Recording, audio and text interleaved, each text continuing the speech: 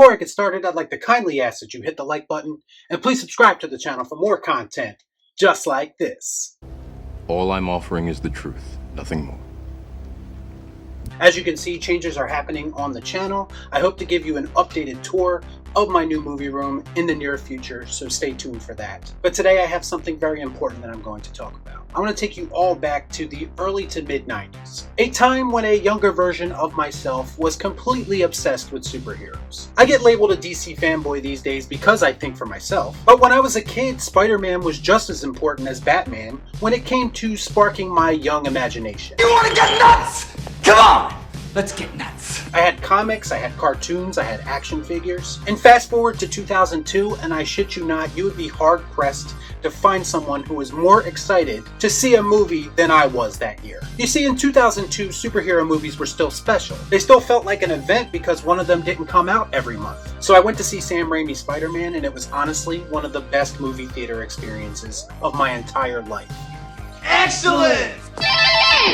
The atmosphere in that theater was electric. The theater was full and no one was being a nuisance. Everyone was having a great time and taking it all in because we all knew we were witnessing something special. And then Spider-Man 2 came out 2 years later, and that movie set the standard for superhero movies moving forward. This was peak Spider-Man fandom for me. Anybody care about what I want? I do.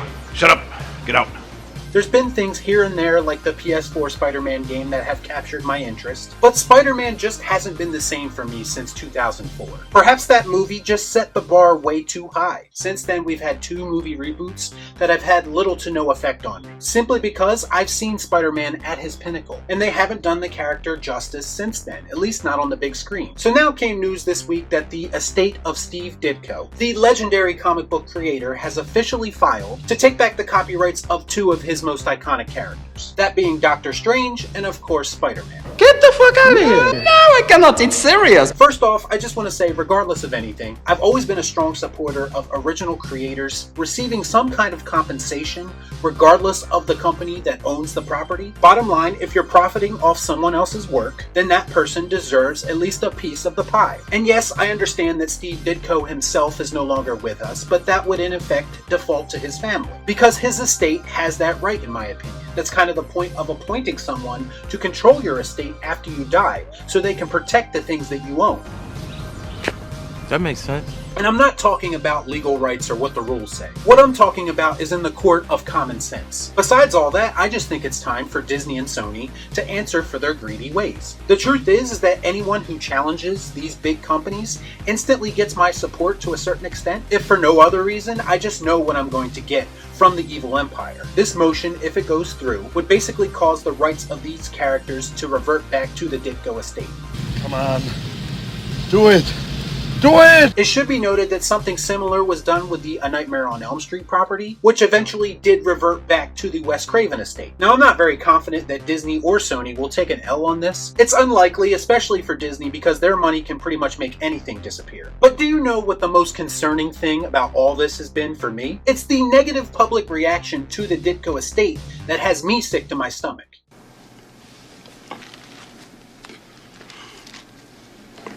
Once again, Disney apologists are coming out of the woodwork to cry, bitch, moan, and complain. Because to them, seeing Spider-Man in the MCU is the most important thing in the world. More important than what's morally right in this situation. If you don't believe me, ask the 20th Century Fox employees who were let go, just so these people can see the X-Men, or excuse me, X-People, on screen with the female Avengers someday. Fuck me, right?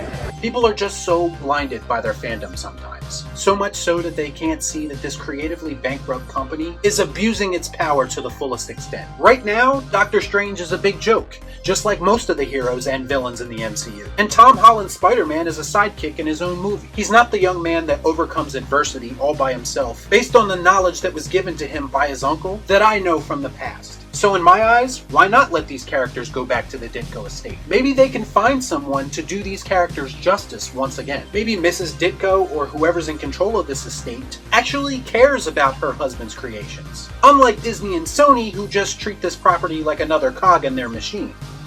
Man, I'm tired of being right. Ask yourself this, does Spider-Man feel as important as he should under the Disney-Sony banner? Not to me, he feels like just another hero every time I see him in something new. And in my eyes, Spider-Man is anything but just another hero. He is the crown jewel of Marvel, and he deserves to be treated that way. I don't care about the possibility of Spider-Man crossing over with other characters. I just want them to create a good story around the character of Spider-Man, like Steve Ditko and Stan Lee used to do, like the Fox Kids 90s cartoon used to do, like Sam Raimi used to do before Sony meddled in his vision and fucked up what could have been a perfect trilogy. I knew it. I'm surrounded by assholes. If you like the current iterations of these characters, then great, I'm happy for you. But as an old school fan of this character, I think it's time for someone who actually cares about the character to take over the property. Because in my eyes, Spider-Man has suffered long enough. So let me know what you thought about all this in the comments down below. As always, please like, comment, share, subscribe to the channel, hit that bell for notifications, and I'll see you next time right here on Real Shit. Thanks for watching. Peace out. You want me on that wall. You need me on that wall. Y'all be cool. Right on.